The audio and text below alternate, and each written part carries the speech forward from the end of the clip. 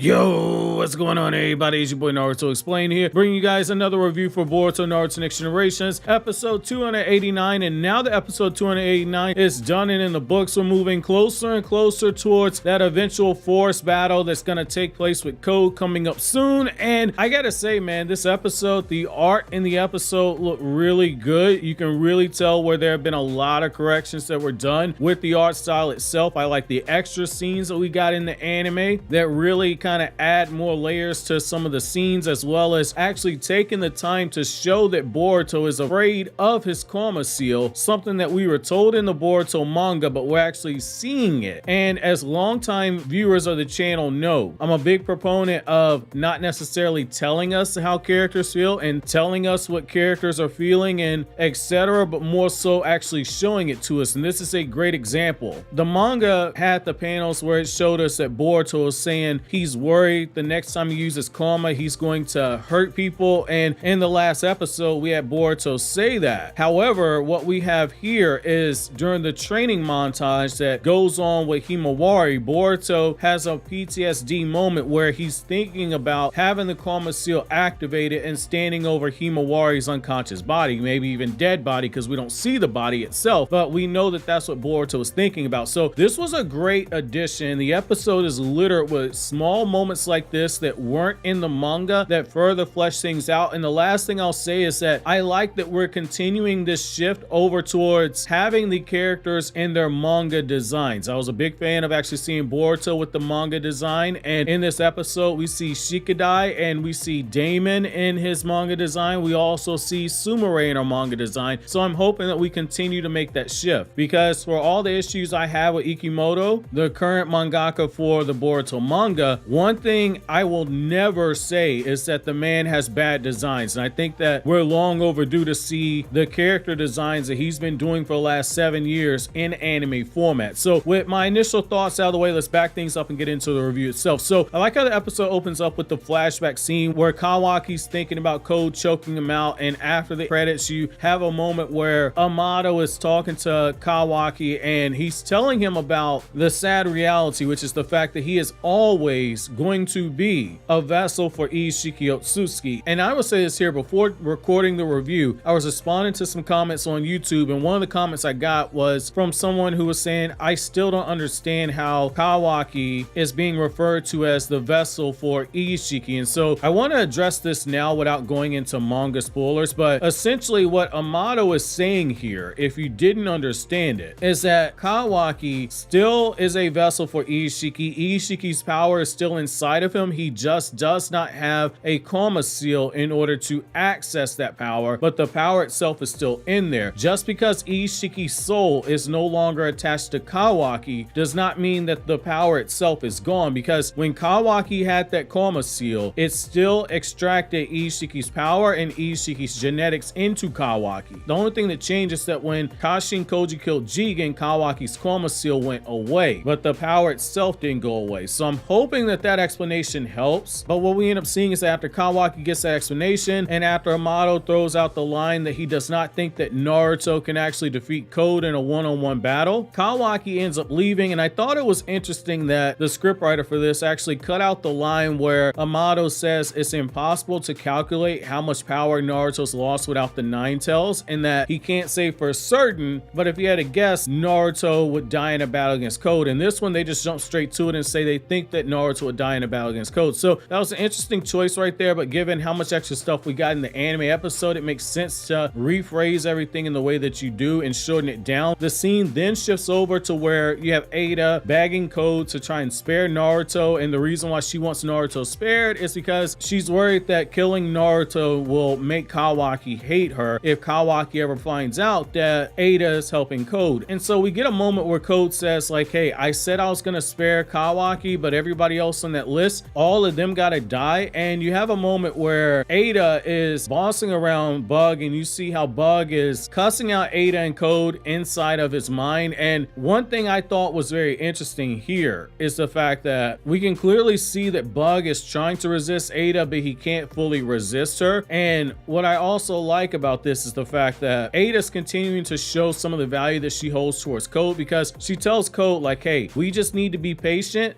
we don't need to make a move right now. My Senrigan, which is the eye that she has, she says, my Senrigan is going to allow me to see the perfect opportunity in order for us to strike. Code makes a moment to say, hey, if only I had my limiters taken off, I wouldn't have to worry about something like this, which, as a reminder, when Code gets his limiters taken off, his combat power goes beyond that of Jigen. Now, what's interesting here is that when Ada finally has a moment where she says to Code that they need to go get her other knight, after she tells Code that he's one of her knights, but this knight is one of the only people around who can actually kill her, which is a reminder the only people that can kill her are Otsutsuki or anybody that is a blood relative to her. Daemon is her younger brother. The anime cut out a line from the manga where Amado is talking, and Amado reveals to Naruto and Shikamaru that he has several cyborgs who had combat power that went beyond Jigen, but they are ordered to be destroyed. Daemon is one of those cyborgs who are stronger than Jigen because Daemon's one of those humans that Amado augmented to those insane levels of power. I'm guessing the anime is going to be saving that reveal for later. It's a really interesting decision to cut this out of the anime at this point in time right here because that was a sign of foreshadowing. The anime episode shifts over to Kawaki and he's walking through the village, and we have another small change that has been added into this. You have Kawaki thinking about the words that Amado told him, and you have Amado basically telling him, like, you don't have the karma, you don't have the power to take care of the Hokage. We're outsiders. At the end of the day, when we're no longer of use, they're going to discard us. You see Kawaki getting pissed off as he's thinking about the karma seal. He's shouting, and this is where we get the anime original scene. So after Shikadai approaches Kawaki when all the people are staring at him, which that was in the manga, it's the other members of Team 10 who are there alongside Shikadai, and they're trying to talk to Kawaki and let him know, like, hey, you're part of Konoha, don't worry about it. Naruto signed off on you being in the village. You're one of us now. And I like how there's a moment where even Chocho takes notice of the fact that Kawaki is changing and he's actually apologizing. Now, before we move over to the next scene, I do want to say I really love the outfit that Shikadai has. A big part of the reason why I'm a proponent of the anime shifting over to the designs that Ikimoto does in the manga is when Masashi Kishimoto, when he draws the novel covers, Masashi Kishimoto draws those characters in Ikimoto's design. If the Naruto creator has signed off on it, you need to put it in the anime. That's where I stand on that. The scene then shifts over to where you have Himawari, and she's taking her training very seriously, and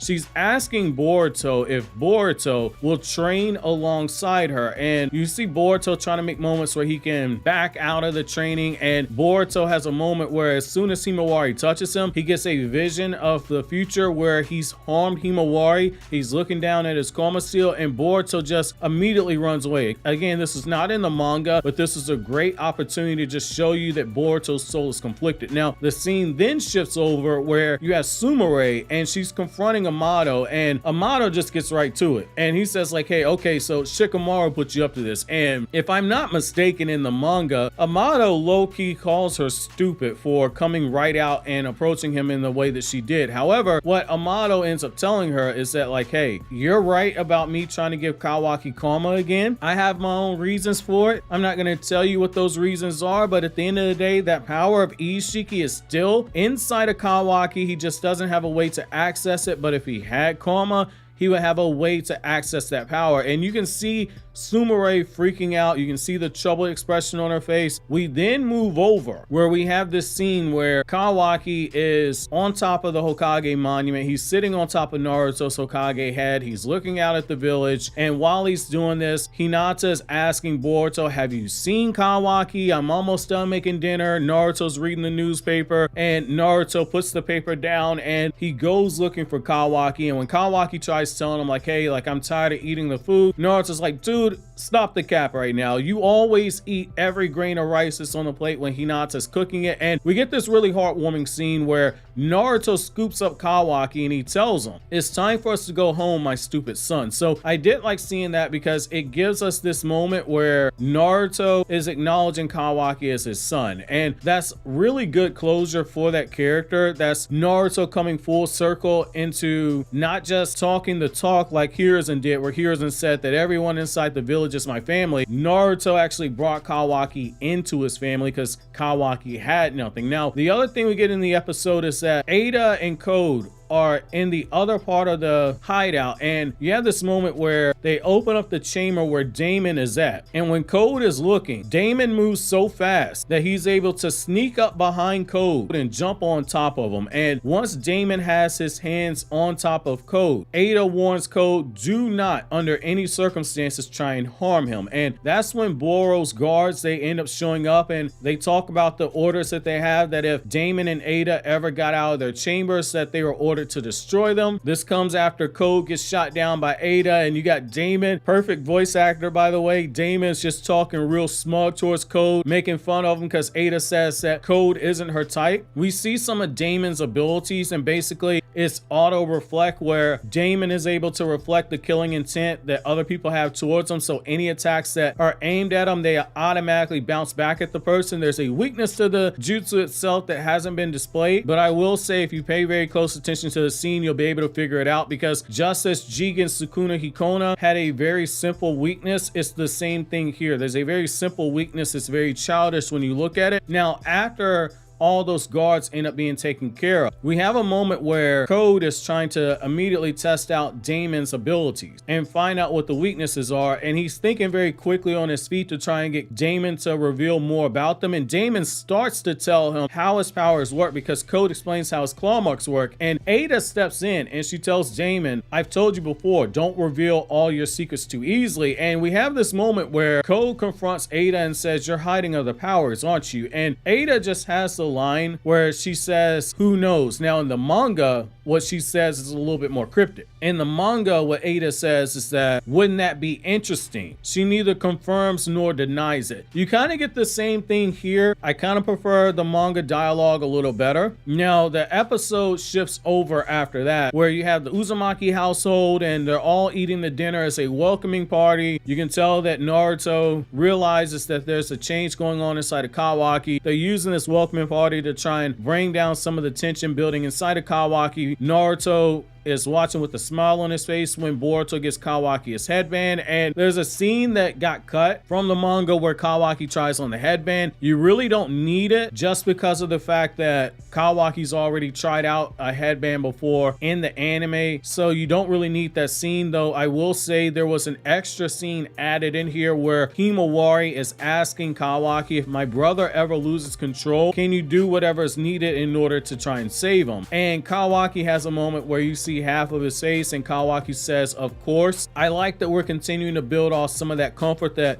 Himawari and Kawaki have towards each other that we saw in the Academy arc right there. But overall, this was a really good episode, man. This was paced very well. We went through quite a bit of manga content here, but the stuff that was cut wasn't anything that you should be throwing your phone at the screen over. I thought that whoever it was that either directed the episode or was supervising the animation really came in clutch when it came to just doing the corrections, because the art is very consistent throughout the episode itself. So my episode question to you guys is, now that we're a few years removed from that line where Naruto says that if Kawaki can't feel safe inside of Konoha, that there was no point in him becoming Hokage. If you're a manga reader, do you understand the meaning of that? And if you're an anime viewer, do you understand what Naruto was saying there? Because manga readers know that a few years ago, there was this huge outrage of people saying this ruined Naruto's character by him saying this. If I see there's enough confusion down in the comment section, I'll make a separate video explaining why there was some overreaction to it. But I'm really curious to know you guys' thoughts down in the community.